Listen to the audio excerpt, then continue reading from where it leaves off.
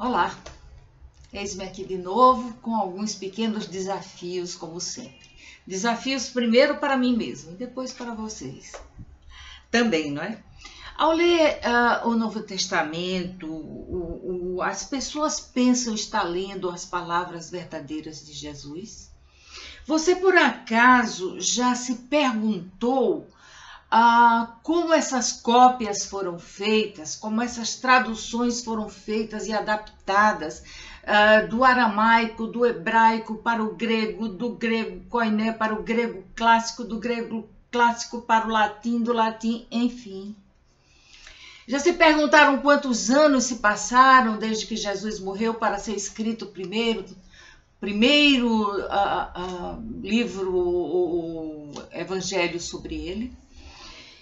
Tudo isso nós estamos trazendo aqui através de um grande exegeta, estudioso realmente dos evangelhos e que se chama Bart Ehrman. O que Jesus disse, o que Jesus não disse. Vamos a ele.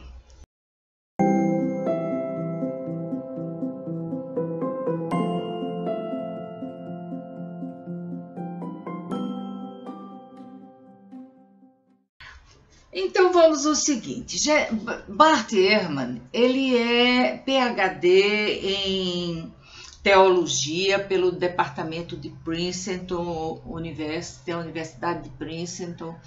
Ele dirige, a época que escreveu esse livro, ele dirigia o departamento de estudos religiosos da Universidade de Carolina do Norte, Chapel Hill. E ele é especialista em o Novo Testamento. Nós buscamos aqui uma referência de um grande estudioso brasileiro, Torres Pastorino, sobre o que é necessário para você estudar o Novo Testamento, você conseguir estudar a Bíblia, enfim. Ele diz o seguinte: para entender e interpretar com segurança um trecho da Escritura é mister isenção de preconceitos, mente livre não subordinada a dogmas, inteligência humilde para entender o que realmente está escrito e não querer impor ao escrito o que se tem em mente, os seus preconceitos, raciocínio perquiridor e sagaz, e, por fim, cultura ampla e polimorfa. E, sobretudo, amor ao que você está fazendo. E um coração desprendido que deseja apenas esclarecer, estudar e, ao mesmo tempo, auxiliar aqueles que buscam. Bart Ehrman é um desses estudiosos. Esse livro, O que Jesus disse, o que Jesus não disse, quem mudou a Bíblia e por quê, é um livro fundamental para quem deseja dirimir dúvidas, para quem deseja aprender um pouco mais, para quem deseja ter, eu vou dizer até uma redundância, ter uma fé esclarecida, né? Uma fé que não se deixe enganar por mentiras, ou que não seja embalada por ficções. E o que aconteceu com Bart Ehrman é que ele sempre foi, desde pequeno, desde garoto, um estudioso da Bíblia, do Novo Testamento, e quando o rapazinho foi estudar no Moody, na Universidade Moody, que era dedicada só a estudos bíblicos, e ocorreu com ele uma coisa muito interessante. Ele diz aqui o seguinte: acho que eu via a Bíblia como um livro misterioso, um tanto quanto importante para a religião, mas certamente não como algo a ser aprendido e dominado. Eu considerava um tipo de antiguidade, de algum modo vinculada a Deus, à igreja e ao seu culto. Então ele disse que mesmo assim ele não via razão para estudá-la em privado. Mas, quando o tempo foi passando, ele foi duvidando que a Bíblia fosse a palavra infalível de erros. Ele aprendeu, por exemplo, que a Bíblia não contém erros. Mas na proporção em que ele foi e que descobrir ou buscar erros na Bíblia era considerada uma atitude herética. Se você buscar a raiz da palavra herege, herética, ela significa escolha diferente. Não significa exatamente um anátema. Não significa absolutamente eu dizer você é herege. Eu estou dizendo você é diferente, você tem escolhas diferentes da minha. Na continuação desse nosso estudo, eu vou pedir licença a vocês, porque sou diabética e às vezes fico com a boca muito seca.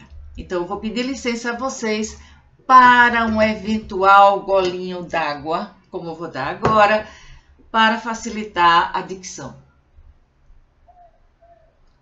Obrigada. Se sentirem sede, vão tomar água também. Muito bem. Contudo, ele diz que havia um problema óbvio com a afirmação de a Bíblia ter sido verbalmente inspirada em todas as suas palavras.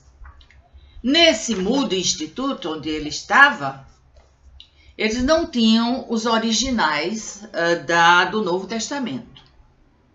Tínhamos cópias desses escritos, feitas, evidentemente, anos mais tarde, e em muitos casos, muitos anos mais tarde. Além do mais, nenhuma das cópias, diz ele, era completamente exata, visto que os copistas que as produziram introduziram mudanças em algumas passagens, inadvertida ou intencionalmente. Onde eram escritas os evangelhos, a Torá, essas coisas, eram muito raros, os papiros eram muito difíceis, em couro de animais também era muito difícil, eram muito raros e muito caros. Então, as palavras também não tinham separação, não tinham vírgulas, não tinham nada. Elas iam de uma linha inteira até o final. E muitas vezes, os copistas, eles tinham suas opiniões próprias, então eles colocavam na margem estreita a opinião deles sobre aquilo. O copista seguinte, que não tinha conhecido nem o outro copista, nem coisa nenhuma, quando copiava, ele inseria aquela observação do copista anterior e isso ia alterando o significado. Eu estou dizendo isso para vocês verem o quanto é difícil nós chegarmos verdadeiramente ao que Jesus disse e ao que Jesus não disse, que é a base, o fundamento desse livro. Ele diz desse modo, em vez de realmente ter as palavras inspiradas dos autores originais da Bíblia, o que temos são cópias repletas de erros. Por isso, você pegar a Bíblia e interpretá-la ao pé da letra, como ela está à nossa disposição hoje em dia, é qualquer coisa absurda. Porque o que está ali já é cópia da cópia da cópia, da tradução da tradução da tradução. E há um antigo ditado que diz tradutor traidor. Porque ele vai encontrar sempre a palavra que se adapte mais àquilo e que esteja de acordo, muitas vezes, com o pensamento dele. Daí a palavra traidor. Muito bem. No Moody, nesse instituto, ele aprendeu os rudimentos de uma área de pesquisa conhecida como crítica textual.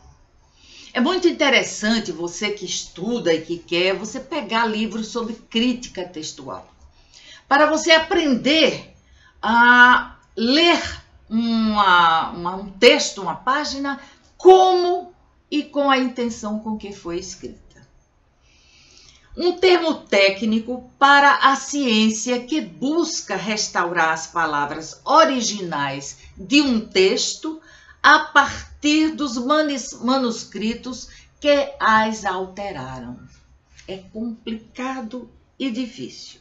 Mas vamos em frente com Bart Ehrman. Eu tenho dele vários livros.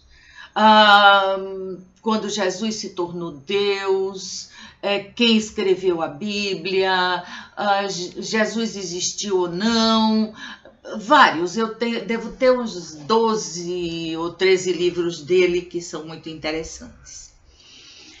Ele diz que o sentido exato, completo dos termos das Escrituras só pode ser apreendido quando eles são estudados em grego e em hebraico. Isso não significa que a maioria dos cristãos que não leem línguas antigas nunca terão completo acesso ao que Deus quer lhes comunicar? Claro. Nós vamos sempre estar lendo o pensamento de alguma outra pessoa, até mesmo porque nós sabemos que Deus não deixou nada para nós. Muito bem. O contínuo estudo que Bart Ehrman fez, ele chegou à seguinte conclusão. Ele começou a ter dúvidas sérias. Uma vez que ele via a Bíblia como a palavra de Deus, quando ele começou, pelos seus estudos, a perceber o montante dos erros, das interpolações, até textos inteiros que foram retirados e que fica incompreensível. Ele cita, por exemplo, uma parte, um dito de Jesus, uma passagem de Jesus, que eu acho linda e muito importante, que está em João. O capítulo termina no versículo 31 e começa já outro versículo completamente diferente sobre a mulher adúltera. Entretanto, quer tenha sido uma inspiração de João, até porque o evangelho de João é chamado evangelho pneumático, ou seja, evangelho inspirativo, que vem do pneuma, da alma, mas esse fato da mulher adúltera nunca se passou. Foi uma interpolação colocada ali para exaltar Jesus. Ele vai, então, para vários seminários, e ele começa a estudar. Ele começa a estudar e ele começa a marcar as divergências dos textos que ele cita aqui da seguinte forma. Prestem atenção para vocês verificarem os capítulos e versículos depois.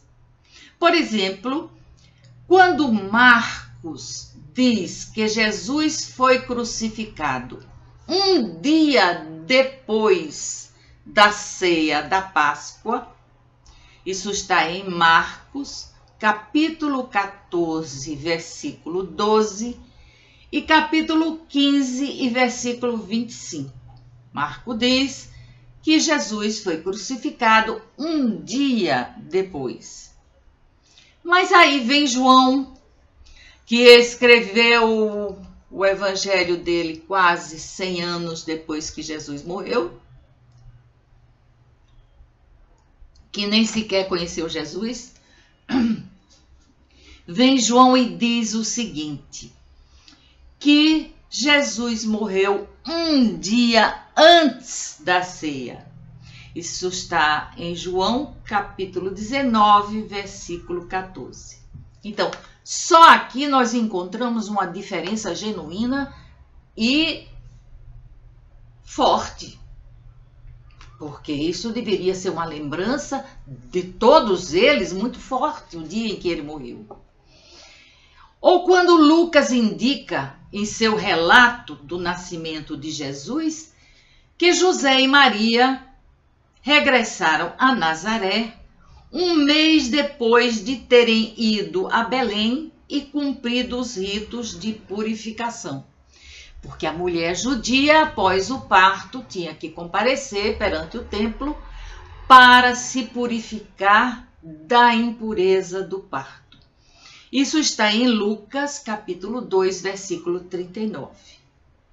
Mas Mateus já dá outra história. Mateus diz que, em vez disso, eles tinham fugido para o Egito, com medo de Herodes. Isso está em Mateus, capítulo 2, versículo 19, capítulo 2, versículo 19 a 22. Outro erro grave também, sintomático. Quando Paulo diz que depois de sua conversão no caminho de Damasco, ele não foi a Jerusalém encontrar os apóstolos de jeito nenhum. Isso está em Gálatas, capítulo 1, versículo 16 e 17. Enquanto no livro Atos dos Apóstolos, escrito por Lucas, que era companheiro de Paulo, está justamente o inverso, que a primeira coisa que ele fez ao deixar Damasco foi ir a Jerusalém comunicar aos apóstolos que ele agora era também um apóstolo de Cristo. Isso está em Atos, capítulo 9, versículo 26. Essas coisas que o Bart Ehrman foi descobrindo coincidiram com os problemas, as dúvidas que estavam começando a chegarem a ele. Eu também comecei minhas dúvidas por causa de duas passagens do Novo Testamento. Eu tive um primeiro casamento e quando fui me separar, eu fui educada num colégio de freiras e elas souberam que eu estava me separando, eu tinha casado muito jovenzinha, então elas me chamaram para eu ter uma conversa com um padre. E quando eu cheguei a esse padre, ele disse: minha filha, Deus disse, não separe o homem o que Deus juntou.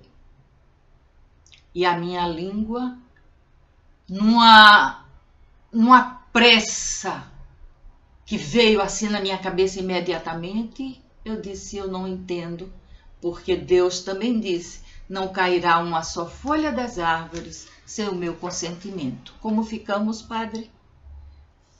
E ele disse: vamos deixar para conversar depois. Então nós vamos vendo que aqueles que observam e que leem criteriosamente, na maioria das vezes nós vamos encontrar essas divergências. Mesmo nos sinóticos, que são considerados os iguais, não é? Se você botar eles assim na horizontal, você vai vendo os capítulos, quase tudo idêntico. Marcos é idêntico a Mateus, ninguém sabe se Mateus copiou de Marcos ou Marcos de Mateus. Sabe-se que houve uma fonte original que os alemães chamaram de Kelly, ou o quê? Mas mesmo neles nós vamos encontrar discrepâncias tremendas, que não vale a pena a gente demorar-se nisso aqui agora. Então, para o Bart Ehrman, a Bíblia passou a ser um livro completamente humano, o que de fato é. Um livro completamente humano, com erros e acertos, com fatos e ficções, não é? E muitos desses autores, sem dúvida, se sentiam inspirados por Deus para dizer o que disseram, mas tinham suas próprias perspectivas, suas próprias crenças, seus próprios pontos de vista, suas próprias necessidades, seus próprios desejos, suas próprias compreensões e principalmente suas próprias teologias e interesses da igreja nascente. Tais perspectivas, crenças, pontos de vista, diz Ehrman, necessidades, desejos, compreensões e teologias deram forma a tudo o que eles disseram. Outro trecho de Jesus que nós temos quase absolutamente certeza que ele não disse é o que está em Mateus, porque realmente os acontecimentos posteriores desdisseram completamente.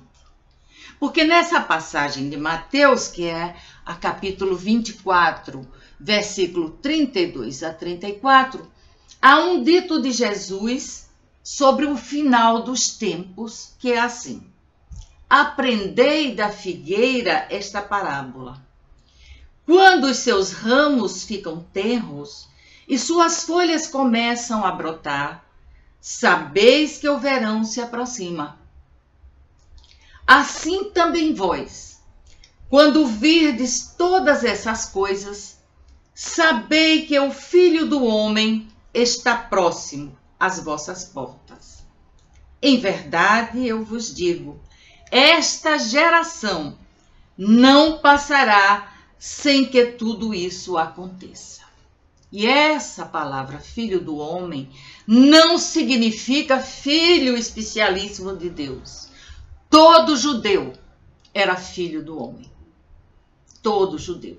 Então, não havia nada de especial, nem de grandioso, nem de indicativo nessa expressão. Ora, eles ficaram esperando a parousia, eles ficaram esperando o final dos tempos. E o final dos tempos não chegou? O que é que essa parábola significa? Pergunta Bart Ehrman. Um escritor chamado Lindsay, pensando tratar-se de uma palavra infalível do próprio Deus, faz uma interpretação como se a figueira fosse figurativamente Israel. Mas não é o caso, não é? E quando Israel voltou à vida? Em 1948, quando voltou a ser uma nação soberana? E aqui começa, não é? E quanto dura uma geração na Bíblia? Bart Ehrman vai perguntando em cima do ponto. 40 anos. Eis aí o ensinamento divinamente inspirado vindo diretamente da boca de Jesus. Ou seja, o fim do mundo deveria ocorrer algum momento antes de 1988, 40 anos depois da reemergência de Israel por mercê das Nações Unidas, e etc, etc, etc. Então, essa mensagem é avassaladora, bizarramente avassaladora. Porque ela desdiz. Pode parecer bizarra agora, não é? Visto que o Armagedon não veio, visto que Jesus não voltou, como eles ansiavam por isso. Eu acho esse livro importante porque ele nos abre caminho para longas e profundas reflexões e também para nós chegarmos a conclusões necessárias, quer para manter a fé, quer para assegurar a quem não a tem que está no caminho correto. Foi escrito, esse livro, diz ele, esse é o tipo de livro que eu saiba, o primeiro em seu gênero. Ele foi escrito para pessoas que não sabem nada de crítica textual, mas que gostariam de aprender algo sobre como os copistas foram mudando as escrituras e como podemos reconhecer onde eles fizeram as alterações. Foi escrito para todo aquele que tiver interesse, e aqui ele cita 4 pontos que eu vou ler para vocês. Tiver interesse em ver como chegamos ao Novo Testamento como ele é hoje. Segundo, em descobrir que, em algumas instâncias, nem chegamos a imaginar quais eram as palavras originais. em constatar que essas palavras, por vezes, mudaram de modo muito interessante e conveniente, não é? Em concluir que devemos, pela implementação de alguns métodos de análise rigorosa, reconstruir o que as palavras originais eram na realidade. Mas isso seria para nós apenas o início de uma jornada. Daí porque eu resolvi trazer esse livro para vocês, para que vocês dessem início a esses estudos. O que Jesus disse, o que Jesus não disse. Tem na Amazon, vocês podem baixar no Kindle, tem várias formas. Então, o cristianismo se tornou a religião do livro por causa disso. Mas nós não podemos esquecer de maneira alguma. Esse livro tem 7 capítulos, uma introdução, 7 capítulos e uma conclusão, além das fontes onde você pode checar tudo que ele está dizendo. Eu levaria, como já tenho dito a vocês em outros livros, uma manhã inteira falando sobre esse livro. Esse capítulo aqui, As Mulheres da Igreja Primitiva, é formidável e nos indica exatamente qual era a situação das mulheres dentro da igreja. Nos mostra, por exemplo, que Jesus perambulava por aquelas estradas em Israel, mas como ele se mantinha? As mulheres ricas que o sustentavam. Susana, Joana de Cusa, Madalena, Salomé e várias outras. Então nós precisamos conhecer isso para que a nossa fé seja uma fé concreta, estabelecida em fatos e não em ficções. Tenho trazido nesse nosso pequeno intervalo em sacros e profanos, livros que possam despertar em todos o desejo de sim e de não, de saber ou não, ou o direito de não querer saber, que eu acho horrível. Você é como a avestruz, botar a cabeça dentro do buraco e deixar o corpo do lado de fora.